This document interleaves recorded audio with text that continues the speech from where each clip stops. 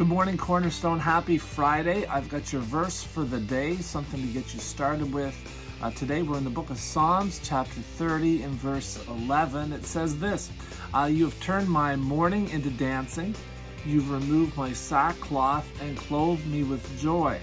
Now, of course, we know that God's going to do good things in us, that God is going to accomplish great things, and that He will give us joy in difficult times.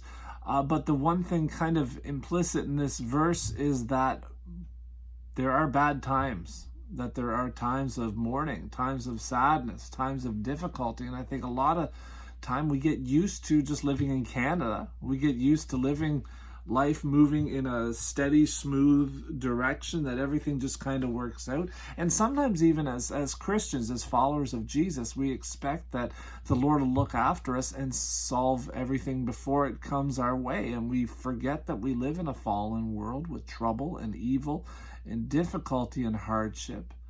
But the cool thing is that, in the midst of all this stuff, God is already preparing and moving and doing good things, that God is solving problems. I love that even though we go through periods of difficulty, that God still, and God seems to thrive, that God enjoys blessing His people. God enjoys bringing comfort.